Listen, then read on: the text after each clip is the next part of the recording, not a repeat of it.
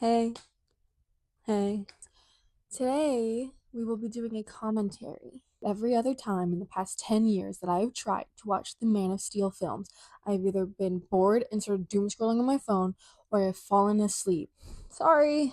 So, for science and the history of commentary YouTube, and the fact that I want to prove a point, but that's irrelevant, I'm going to finally watch The Man of Steel in full today and give my thoughts on it. But to be able to experience this film properly, I need to evolve.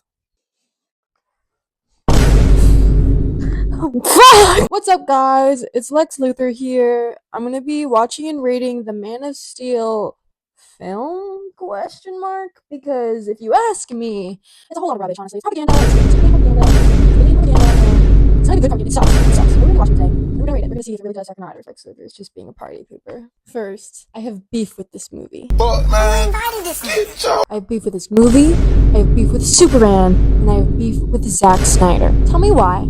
I am at the pinnacle of health before I swelt and stumble my way into my local library so I can watch this film in peace and read it properly with my notes, with my big notepad. A little bored, a little sleepy, a little tired, it's a boring movie. What can I do? I get back, take a little nap. 2 days! I was sick for 2 days after watching that film. Riddle me this, Batman. Why did I get sick? Let's ask Superman himself. Why'd I get sick, Superman? Wrong! That's Superman! Has something to do with it. Anyways, let's get started. First point. Why is it so dark and edgy, man? This isn't a Batman film. I'm not the Joker.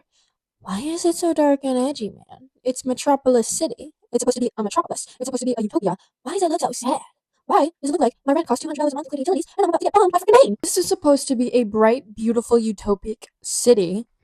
Superman is supposed to wear a bright, blue-red utopic suit with accents of yellow that I don't see in this film, let me tell you that. Number 2, the only world building throughout the entirety of this, it's like 2 hours and 23 minutes.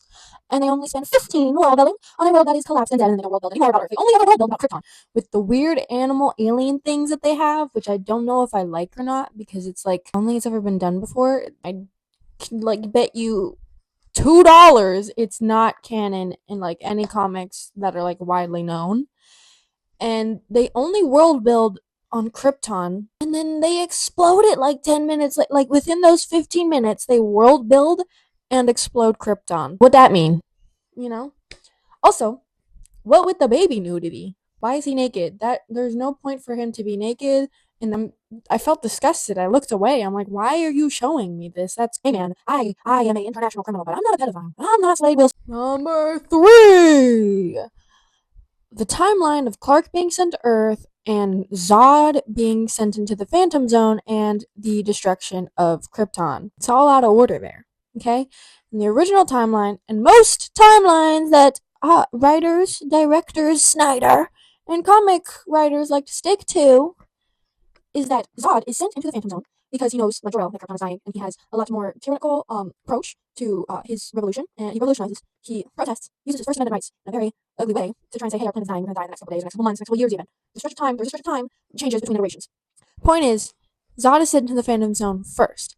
Then, boom, boom, boom, Krypton is dying in the midst currently, and Jor-El and Laura are sending Kal-El to Earth during the destruction of Krypton. That is like a key point. They didn't get a proper goodbye, they didn't get to raise him at all. He was popped out of her, and then sent right off to Earth. They get to watch him and they say goodbye. Tell me why, in Snyder's verse, he decides, instead, he says, Zod is going to do this revolt, and Jor-El is going to stop it, and Laura's going to give him birth after that, like maybe an hour or two before, so she gets some cuddle time with Kal-El. Jor-El is in a fucking action movie. Jor-El's fucking Mission Impossible. He's fucking shooting laser guns, jumping off high buildings and shit, like, okay. Who gave this man this much screen time? I think Snyder likes Jor-El more than he likes Superman. He's supposed to be dead, and he was in the movie more than Jonathan Kent. I will bet you $2 on that. Fighting Zod and Zod's goons, he's stealing the Kotex fucking tampon thing, I don't know. And he's injecting it into his baby. Pause. And he gets shot and he dies, and Laura has to send Clark to Earth alone. Wow, this is a crazy couple of hours. Zod's getting sent to the Phantom Zone while the planet's getting destroyed this week. No, he doesn't. This happens like a week before. Why are you sending Clark away a week before? You could have had your goodbyes then. So Jor-El dies, doesn't even get to say goodbye to Clark, but that's okay, because we get to see him throughout the rest of the movie. Point 5. Why Clark on that boat? But for real though, why is Clark on a boat? Why is he doing side jobs and side quests and getting his money up, not his money up? Not even his money up because he looks like a booger. He's like looks like a lumberjack for rent. Like I'm scared he's gonna start like dancing on my lap. Like, honey, get a real job. You know what job he should have? He should be a journalist at the Daily Planet. He's switching his identities and hiding all over the world. He's a waiter. He's on a boat. He's working for the government in Antarctica. Like, why is he on all these side quests? Trying to what, like, find himself as a person? You go on your life journey to Metropolis and you stop. You find it there, buddy. You find it there. Go back to Kansas. Again, look at grunge. It's so grunge. It's so actiony. Like, this isn't a grunge spy movie. Okay, this is a Superman movie. This isn't In the Gray. This isn't Argyle. This isn't Mission Impossible.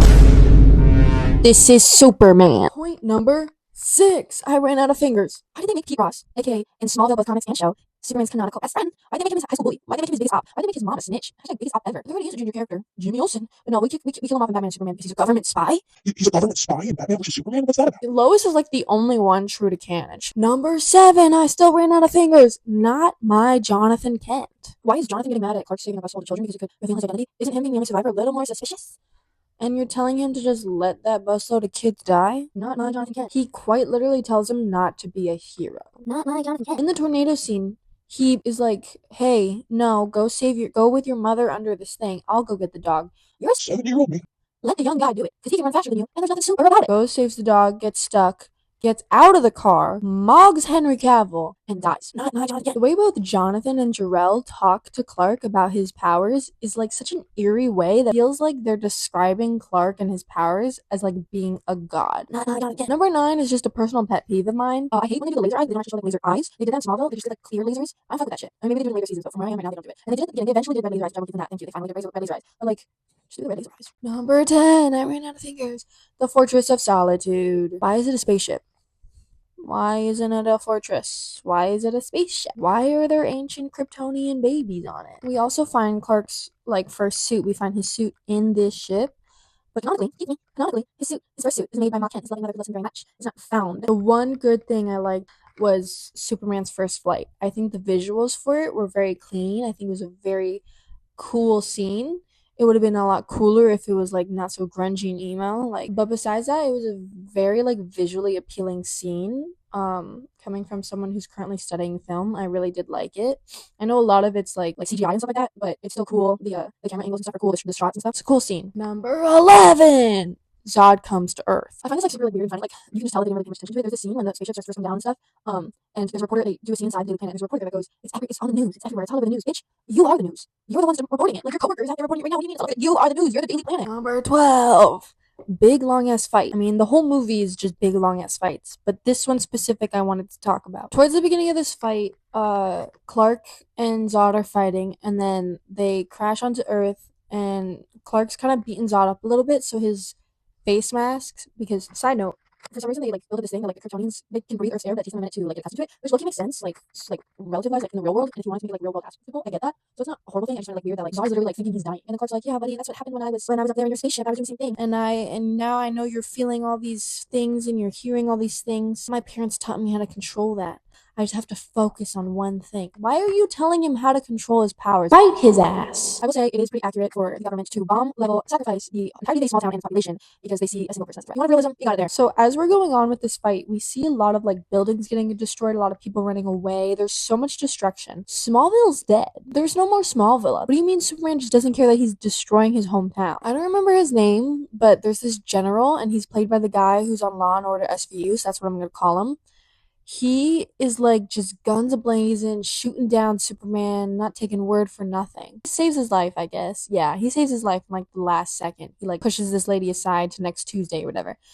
And then Law and Order SVU guy is like, well, it's not so bad. Just this one though. That's my problem. There's no character development for these characters. Who is that guy? I don't know who he is. The only thing I know about him is that he's from Law and Order SVU. He's a general of some sort, and he's got the hots for Lois Lane. And I think he was supposed to be General Lane, except they wanted him to have the hots for Lois, so they didn't make him General Lane, because General Lane, if you don't know, is Lois' father. They finally come up with a plan to like save the planet from this like gravitational pull device or whatever that Zod has implemented to like rework Earth to feel more like Krypton. And so they're like, we're gonna drop Clark's old spaceship on top of it, and it's gonna be like a bomb. And they take Lois with them. The villain. This is just a reporter. She's just a civilian. Why is she dropping bombs on their assets? There's a scientist named Hamilton. He's doing like the research on stuff. He's part of the team that discovers Superman. Turns him over to Zod at the beginning, and then they're like, wait, we fucked Superman now because he saved Law and Order SVU guy's life. So in the scene of them dropping the spaceship to bomb the other spaceship, a bad Kryptonian gets on the ship and starts attacking them. Lois is falling off. She's like falling to her death. Superman's gonna save her later. It's fine. Law and Order SVU guys like running through the plane to try to save, but he's like running back into the cabin, like wrong way, buddy. Hamilton like force field explosion around the tiny ship. And then as evil Kryptonian is going after like Law and Order SVU, he like pushes in this thing that Clark had on his neck. That's like I think it's supposed to be like the crystal. He would put it into the Force of Solitude. There's no Force of Solitude, so I don't know how it works. He pushes that in. He dies. I don't feel bad though because I don't know anything about him. There's no character development. So not even the main fucking character. Like if Superman had died in that first movie, I don't think I would have felt sad. It's just talking and repeating the same thing over and over again. So Hamilton dies, the scientist. Law and Order SVU guy dies, like diving the fucking plane into the other spaceship with the spaceship inside. There's so many spaceships. So many spaceships. They both die. And I don't care. Number 14. Shout out LexCorp. All your merchandise from LexCorp. Get your phones from LexCorp. Get your medicine from LexCorp. Get your car from LexCorp. Buy everything from LexCorp. Bye bye Capitalism Day. Number 15. Superman kills Zod? Okay, so I've been asked by my good friend Macy to explain how Superman usually defeats General Zod in the comic books of Superman comic books. The main way that I recognize off of the top of my head is using the Phantom Zone projector. What is that? It's where, you know, Superman has this big old thing from the Fortress of Solitude, blasts the person, and they go to Phantom Zone. Where is that? Well, the super sexy ginger guy wouldn't make sense in this context because it's a real grounded take. Oh, really? Is it? The whole movie is just him talking to Russell Crowe. So, I mean, Russell Crowe could have been like, "Oh yes, we've defeated Zod once before with this item." You know, you could have implemented that just like that. Like, this is the same universe of a guy flying around, okay, lifting fucking spaceships. I don't think him having a giant thing that sends a guy to somewhere else, like, is that crazy. But then you can also have him say, oh, it wouldn't be epic enough. But then you could also have Superman and Zod fight to get this weapon. Because, like, Superman's like, oh, I need this to defeat Zod. And Zod's like, I know that is used to defeat me. So I need to get rid of that before I kick Superman's ass, right? And then they could just chase each other to the Arctic and fight in the Arctic where nobody in Metropolis has to die. Rather than the 1.5 million people that did. Or however, God knows many. And then boom shakalaka. We make the movie less bad by giving Superman a good way to avoid killing Zod. You know? Oh, but that's not realistic. Again, guy from outer space looks exactly like a human being, comes to Earth, can fly, shoot lasers out of his eyes, super strength, you know? That doesn't seem realistic to me either. But overall, that is my take. Ginger Comics out. That was good. That's enough of that guy. Snyder based his Superman off of that Injustice Superman. I bet you $2 on that. It's like this big scene where it's like, oh my god, Zod's using his laser eyes. Like Superman hasn't held down, and Zod's using his laser eyes, and they're headed towards his family. And like Clark has to make a choice. He has to make a choice. Is he gonna let him die for his morality, or is he gonna kill Zod and save his family? Except Loki, you were Superman. You couldn't just you didn't think to just do this. You didn't think to just put your hand over his eyes. You didn't think to push it. If you have the force to break his neck, you have the force to move it and cover his eyes. I don't know what to tell you. My overall thoughts. It's still bad. Sorry. It's still bad. There were surprisingly some aspects that I liked. Like I said, the first flight scene, I liked that. Do I think it's comparable to James Gunn's Superman? No. Not unless you're comparing Fiji water to used toilet water. I do think there are some aspects of the grunginess that Gunn could take, because I know a lot of people's criticism, it's too hope leaning.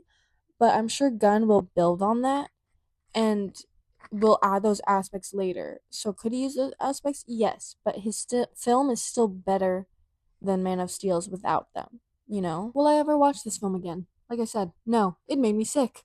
Will I recommend this film to people? No. It's boring. It's boring for an action movie. It's boring. Like it's an action movie, and I was bored. I'd like to leave you with the review I wrote in my letterbox. Check it out down below. It took me almost 10 years to finally watch this movie. I couldn't get past the first 20 minutes of it for the longest time. It just doesn't feel like a Superman movie. I'm sure Snyder was trying to deviate from the mold of other Superman films, but in doing so, he lost the plot of Superman the character. This doesn't feel like a Superman film, but a high-intensity, high-action military film surrounding a human-like alien. They kill off Jonathan Kent and replace his mentoring, fatherly role with the hologram of Jor-El. While in some cases Jor-El's hologram can form a relationship with Clark, replacing Jonathan's relationship with Jor-El takes away the humanity Clark learns. Using Jor-El as his guide lessens the difficulty Clark faces in learning about his culture and overcoming the cost. Rather than Clark discover things about his world, he's just told them by a narrator. There are times when I can tell Snyder wanted to bring in the hopeful accent of Superman, but his lack of world building and warmth just doesn't make it prominent at all. This is no character development. If someone watched this movie with no prior knowledge of any Superman film, series, or comics, they wouldn't be able to understand the character. There was no Clark Kent in this film, only Superman, and even then, this Superman feels like just an Injustice Superman with his morality still mostly intact. Thank you for watching my commentary. I hope you enjoyed this video. Shout out again to my friend gingercomics, and I will see you guys next time. Bye.